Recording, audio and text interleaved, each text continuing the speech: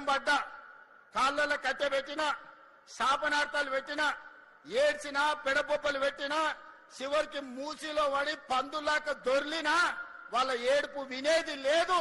మనం అభివృద్ధి చేసుకునేది చేసుకునుడే, మనం రీజనల్ రింగ్ రోడ్ వేసుకునుడే, రేడియల్ రోడ్డు నిర్మించుకునుడే, భారత్ ఫ్యూచర్ సిటీ కట్టుకునుడే, కోహెడా ఫ్రూట్ మార్కెట్ ను పూర్తి చేసుకునుడే.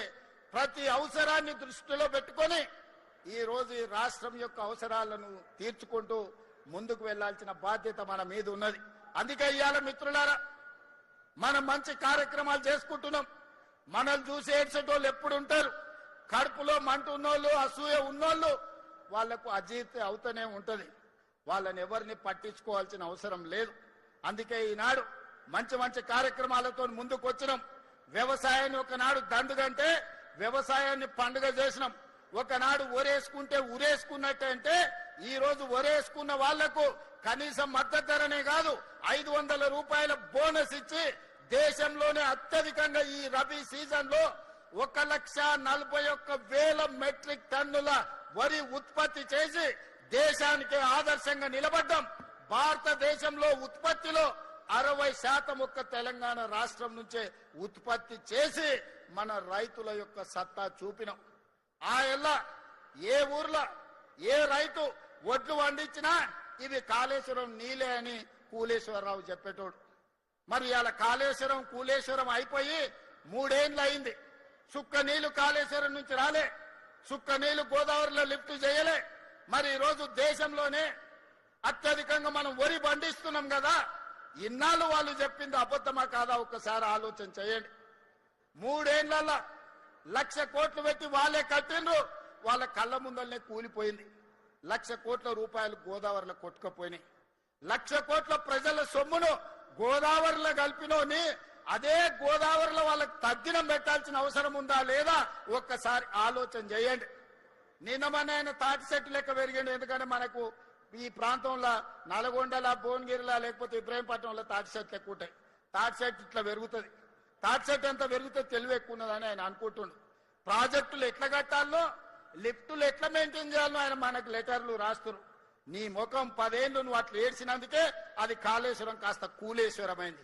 నీ సలహాలు తీసుకుంటే ఇల్లు వీకి పందిరేసుకున్నట్టే ఉంటది. వెనకటికేవాడు చదువుకోక ముందు కాకరకాయ అన్నాడంట. ఈయనలాకటోడు తాటి చెట్టు అంత ఉన్నోడు చదువుకున్నాక ఇది కాకరకాయ కాదు కీకరకాయ అని చెప్పిండంట. తెలివి ఎక్కువై ఇవాళ హరీష్ రావు గారి సూచనలు కూడా గట్లనే ఉన్నాయి మనకు. అందుకే అయ్యా హరీష్ రావు గారు, నీ దిక్కుమాలిన సలహాలు నీ మామకిస్తే నీ మామ నడువులు ఇరిగి ఫామ్ హౌస్ లో వండుకున్నాడు. ఇక నీ దిక్కుమాలిన సలహాలు మాకు తక్కువైనాయా? అందుకే నోరు మూసుకొని ఉండమని చెప్తున్నా. నువ్వు ఉండకపోయినా 94 నుంచి 2004 వరకు తెలుగుదేశం పార్టీ అధికారంలో ఉన్నది. 2004 నుంచి 2014 వరకు కాంగ్రెస్ పార్టీ వైఎస్ఆర్ 2 సార్లు ముఖ్యమంత్రి అయింది. 2014 నుంచి 2024 వరకు బీఆర్ఎస్ 2 సార్లు ప్రభుత్వం ఏర్పాటు చేసింది. నేను ఇవాళ మా రంగారెడ్డి జిల్లా సోదరుల సాక్షిగా నేను చెప్పదలుచుకున్నా, 2024 నుంచి 2034 వరకు ప్రజాపాలన ఉంటుంది. కాంగ్రెస్ పార్టీ అధికారంలో ఉంటుంది. అభివృద్ధి చేయడమే కాదు, సంక్షేమ పథకాలను అమలు చేసి ఆనాడు రేషన్ కార్డు ఇయ్యే ముఖం లేదు మీకు. ఇవాళ 15 లక్షల రేషన్ కార్డులు ఇచ్చినాం. రంగన్న ఇప్పుడే చెప్తుడు, ఓ ఊర్లో వెళ్ళి రేషన్ కార్డులు ఎవరికైనా లేవా అంటే అందరూ ఉన్నాయని చేతులు ఎత్తిరట. ఇవాళ రాష్ట్రంలో రేషన్ కార్డు లేనోడే లేడు. ఎవరున్నా రేషన్ కార్డులు ఇచ్చినాం. 3,28,00,000 తెలంగాణ బిడ్డలకు సన్న బియ్యం 6 కిలోల లెక్కన ఇవాళ తెలంగాణ ప్రజలకు ఇచ్చినాం. 200 యూనిట్లు ఉచిత విద్యుత్ ఇంటికి ఇచ్చినాం. 24 గంటలు వ్యవసాయానికి ఉచిత విద్యుత్ ఇచ్చినాం. 4.5 లక్షల ఇందిరమ్మ ఇండ్లు ఇచ్చినాం. మొన్ననే 1,25,000 ఇండ్లు ప్రారంభోత్సవం చేసుకున్నాం. మళ్ళొక్క 2.5 లక్షలు గ్రామీణ ప్రాంతాలలో, ఇంకొక 1 లక్ష హైదరాబాద్ నగరంలో శ్రీనివాస్ రెడ్డి గారు ప్రకటన చేశారు. అంటే దాదాపుగా 8 లక్షల ఇండ్లు ఇవాళ మనం మంజూరు చేసినాం. పేదోళ్లను ఆత్మ గౌరవం పెంచడానికి ఇవాళ ఇందిరమ్మ ఇండ్లను మనము నిర్మించి పేదలకు ఇస్తున్నాం. రైతు రుణమాఫీ 20,616 కోట్ల రూపాయలు 25 లక్షల మంది రైతులకు చేసినాం. ఇప్పటి వరకు రైతు భరోసా కింద 27,000 కోట్ల రూపాయలు రైతుల ఖాతాలో వేయడం జరిగింది. ఆడబిడ్డలకు ఈ రోజు 0 వడ్డీతో 60,000 కోట్ల రూపాయల బ్యాంకు లింకేజ్ ఇచ్చినాం. ఆడబిడ్డలకు 1000 ఆర్టీసీ బస్సుల యజమానులను చేసినాం. ఆడబిడ్డలకు మహాలక్ష్మి పథకం కింద 10,000 కోట్ల రూపాయలు ఉచిత బస్సు ప్రయాణానికి ఈ రోజు ప్రభుత్వం నిధులు చెల్లించింది. ఈ రకంగా చెప్పుకుంటూ వెళ్తే నిరుద్యోగ యువకులకు 67,716 ప్రభుత్వ ఉద్యోగాలు ఇచ్చినాం. రాబోయే రోజుల్లో మిగతా ఉద్యోగ ఖాళీలను కూడా భర్తీ చేస్తున్నాం. ఇవాళ ఆనాడు మీరు విధ్వంసం చేస్తే ఈనాడు కష్టపడి వికాసం వైపు ఈరోజు ప్రభుత్వాన్ని నడిపిస్తున్నాం. మీ అసూయ, మీ పగ, మీ ద్వేషం మా మీద చూపించండి, తెలంగాణ ప్రజల మీద కాదు. 10 ఏళ్లు మీరు ఒక దశాబ్ద కాలం, ఒక శతాబ్దానికి సరిపోయే విధ్వంసం తెలంగాణ రాష్ట్రాన్ని చేసిరు. అందుకే ఇవాళ సరిదిద్దే ప్రయత్నం చేస్తున్నాం. కష్టాలు ఉన్నాయి, నిధుల కొరత ఉంది, 8,11,000 కోట్ల రూపాయల అప్పు ఉంది. అయినా ధైర్యం కోల్పోకుండా వయసు చిన్నదైనా బాధ్యత పెద్దది.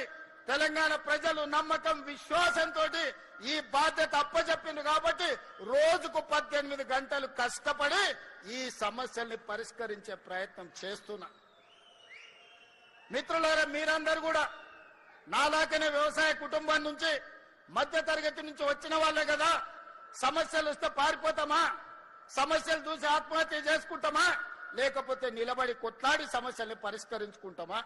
కొంత కష్టమైనా, కొంత నష్టమైనా, కొన్నిసార్లు ఆవేదన కలిగినా, బాధ కలిగినా ఈ సమస్యల్ని పరిష్కరించుకునే బాధ్యత మనది. అందుకే ఈనాడు మీ సోదరుడిగా మీరు అండగా నిలబడ్డారు. మీరు ఇచ్చిన ధైర్యంతో ఫామ్ హౌస్ లో వండుకున్న కేడీతోనైనా, ఢిల్లీలో ఉండే మోడీతోడైనా కొట్లాడడానికి ధైర్యంగా ముందు నిలబడతా, ఎవరినైనా మెడలు వంచుతా. కిషన్ రెడ్డి, బండి సంజయ్ గారు తమాషలు చేస్తున్నారు. శాతనైతే శాత కాకపోతే దీపో అని. అల్లా తప్పగా రాలే బండి సంజయ్, కిషన్ రెడ్డి గారు.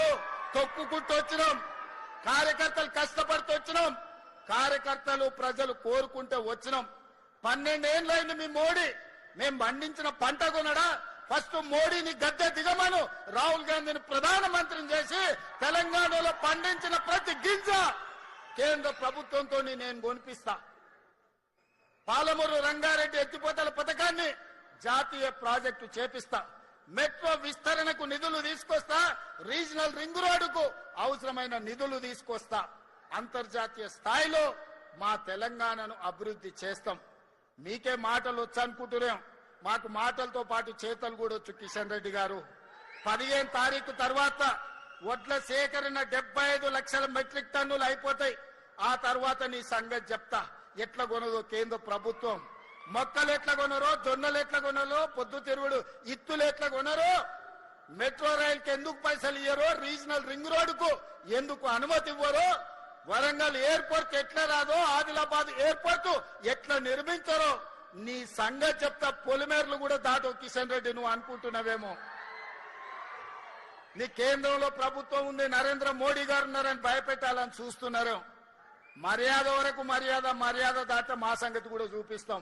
ఎవరికేం భయపడేది లేదు. గుండు అరగుండు ఎవరెవరో ఏమేమో మాట్లాడుతున్నారు, చూస్తూనే ఎట్లెట్లా మాట్లాడుతున్నారు. అందుకే మిత్రులారా, ఈనాడు మనం అభివృద్ధి కార్యక్రమాలను తీసుకొని ముందుకు వెళ్దాం.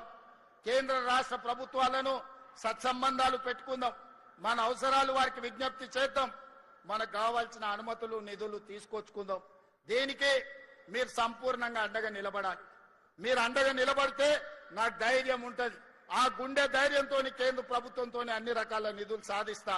ఈ రాష్ట్రాన్ని నిర్మించుకుందాం. రంగారెడ్డి జిల్లా అభివృద్ధి జరిగితే